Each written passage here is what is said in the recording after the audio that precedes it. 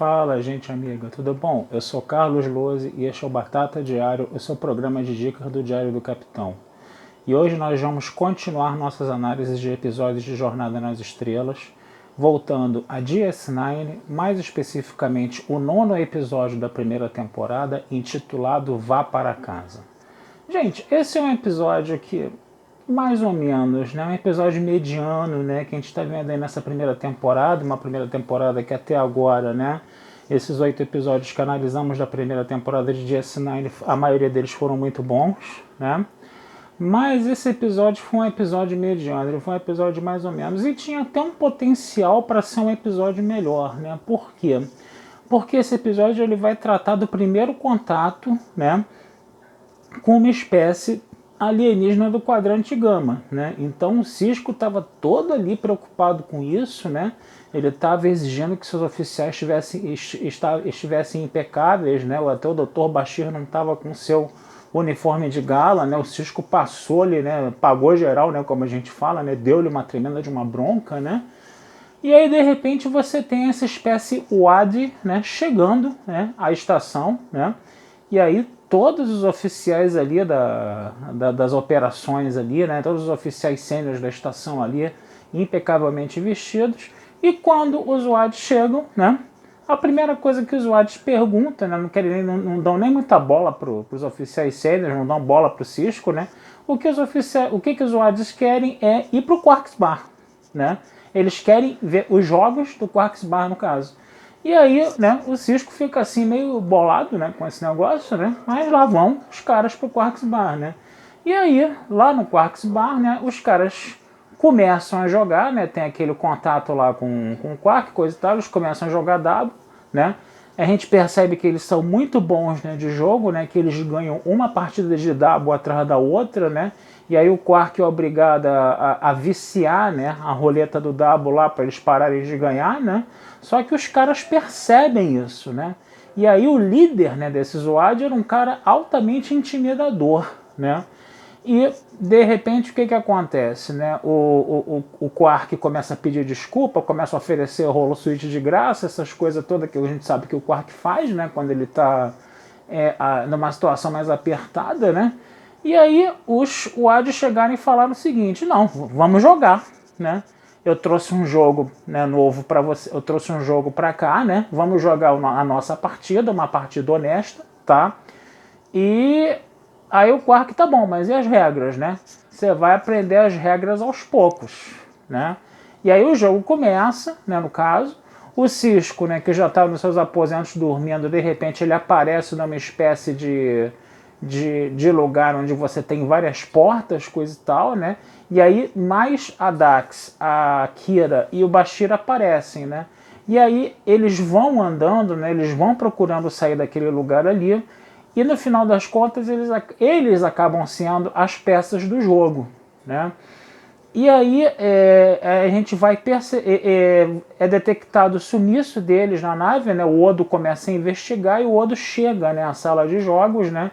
E aí na hora que ele conversa, troca umas palavras com o Quark, eles percebem, né, que aquelas 4 pecinhas lá do jogo lá que o Quark está jogando são justamente o Sisko, a Kira, né, a Dax e o Bashir, no caso, né?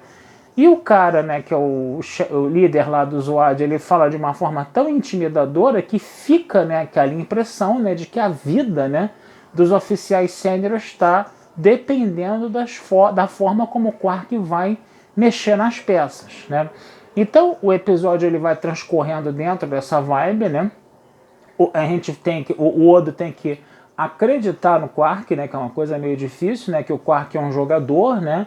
O Quark ele é um jogador, você tem que passar é um jogo que tem mais ou menos uns 6 ou 8 níveis, um negócio assim. E a passagem de um nível para o outro você pode fazer ou por jogadas curtas, que tem menos risco, né? Ou por uma jogada onde você tem atalhos onde o risco é dobrado, no caso, e os ganhos também são dobrados, né? Mas quando o Quark percebe, né, que a vida, né, dos oficiais sêniores está em risco, o Quark toma uma postura mais cautelosa. Até que chega um momento em que o Bashir desaparece, né, do jogo, né? E aí o Quark decide fazer uma jogada, vamos dizer assim, mais arriscada para acabar com aquilo logo de uma vez, porque ele é um cara que tem muita experiência com o jogo, que ele conhece probabilidade, coisa e tal, né? E aí, isso ao invés de salvar, né, os quatro, né, acaba ferrando os quatro mais ainda, né? Leva o Cisco, a Kira e a Dax para uma espécie de caverna onde está havendo um terremoto, a caverna está desabando, a Dax machuca a perna, coisa e tal, né? E tudo leva a crer que vai morrer todo mundo ali, né? Só que o que acontece? Quando o Cisco, a Dax e a Kira, né? O Bashir já desapareceu, né? Eles estão lá no meio da caverna e tem um terremoto, eles caem num precipício. Agora morreu todo mundo, acabou o jogo, né? E aí o que acontece? Eles se materializam na sala de jogos, todos os quatro, né? E aí, né? Fica aquela coisa, né? Não morreu ninguém? Aí o cara, o líder do Zoad, né? Que falava sempre de uma forma ameaçadora, parecia estar dizendo que aquilo tudo tinha um risco enorme, ele chegou e falou, mas é só um jogo só, entendeu? E ficou nisso, né?